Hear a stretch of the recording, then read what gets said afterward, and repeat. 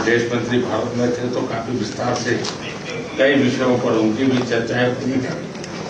Well, Prime Minister, it's wonderful to see you again. Can I begin by expressing my condolences to the people of India for firstly the terrorist attack at the Balfour Tower explosion, but also for the bus crash in Saudi Arabia that led to a loss of Indian lives. But we have much to discuss, and our relationship is very strong, never stronger in my view. I think the economic relationship we can strengthen further, and our defence and security ties are also very important going forward.